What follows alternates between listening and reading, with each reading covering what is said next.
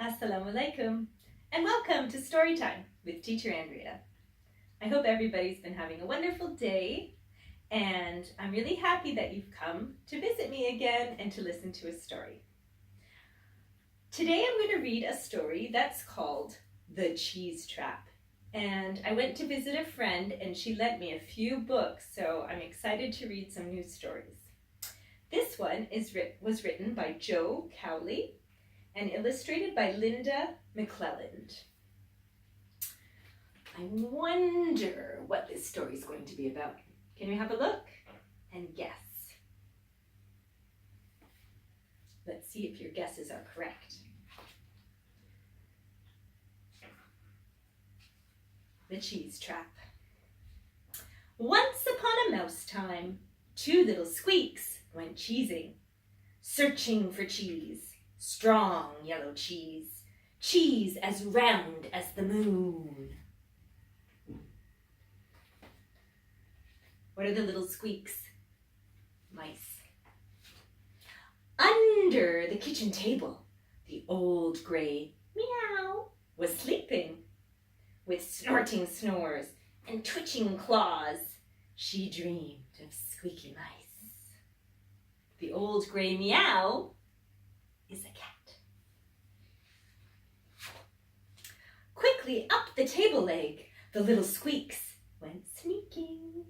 Then, sniff, sniff, they caught a whiff of cheese in a great glass dish. You can just see it sitting on top of the table. They tried to lift the lid off. The glass was far too heavy, but their huffs and puffs were loud enough to waken the sleeping meow. The old gray meow came out with a yowl, and the two little squeaks went running down the table, across the floor, and under the kitchen door. They escaped. Now, the old gray meow was far too stiff for kittenish leaping and pouncing. But that wise cat knew a thing or two, and she planned to catch those mice.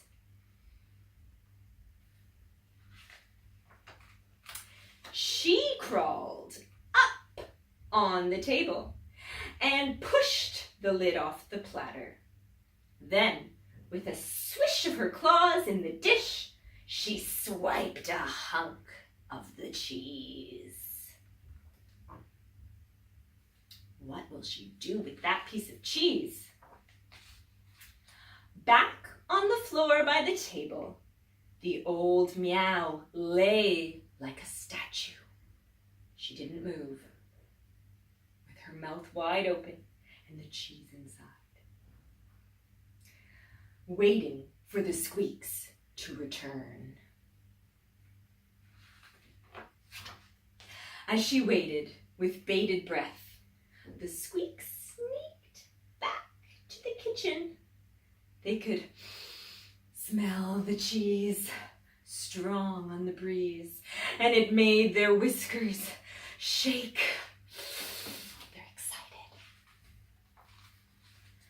As quietly as two little feathers, the squeaks came closer and closer, paw after paw, towards the cat's jaw and the marvelous mound of cheese.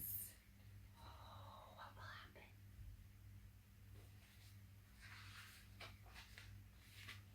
happen? Another moment, and the meow would have her sweet mouse supper. She's waiting so patiently.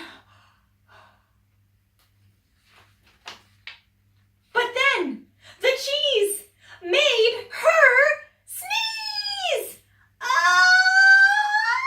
Achoo! And she blew it. She really blew it. The cheese, the squeaks, her supper. She blew them right away.